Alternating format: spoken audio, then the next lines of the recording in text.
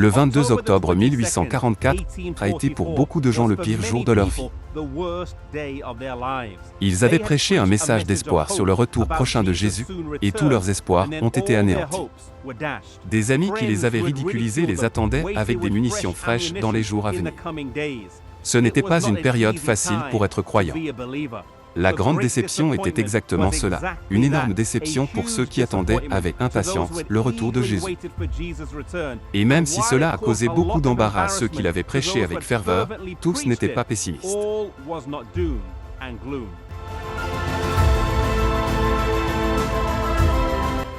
Croyant avec ferveur au retour de Jésus, beaucoup de croyants agissaient pratiquement de sorte que leurs œuvres correspondaient à leur foi.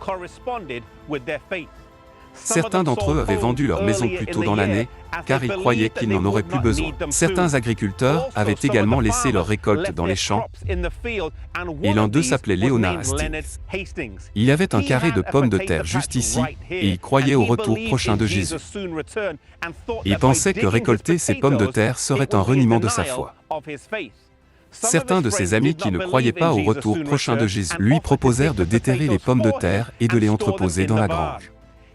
Mais il était persuadé qu'il n'en aurait pas besoin, et en ne les déterrant pas, il proclamerait sa foi. Certains lui dirent que ces pommes de terre pourriraient dans le sol, tandis que d'autres l'appelaient fou.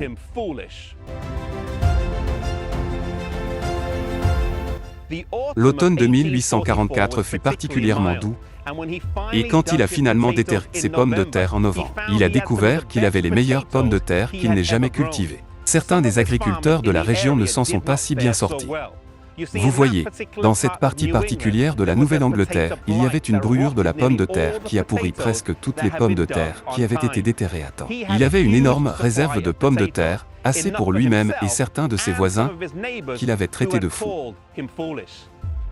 Au printemps de l'année suivante, il était l'un des rares agriculteurs à avoir des semences de pommes de terre en raison du fléau qui s'était produit l'année précédente. Il put ensuite les vendre à 4,50 $ le boisseau, un prix énorme pour l'époque.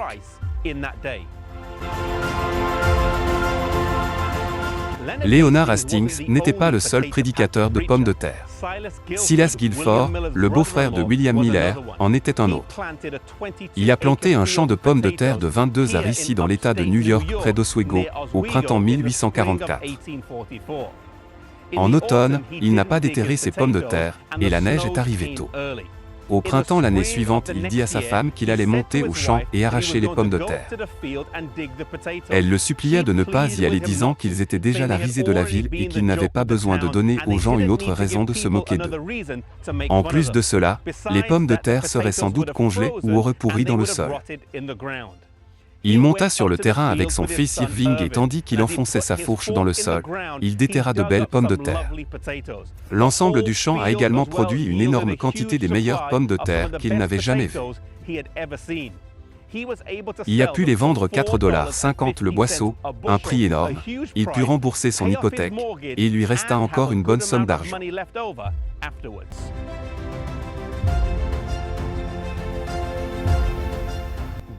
Dieu honora la foi de ses croyants, témoigna de sa puissance et veilla sur ses enfants. Parfois, Dieu permet que des moments difficiles viennent sur nous, mais nous ne sommes jamais seuls.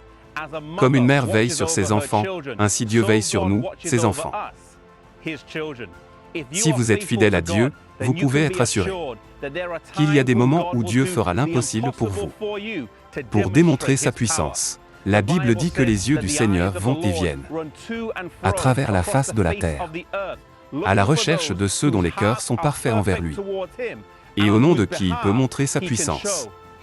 2 Chroniques 16 verset 9.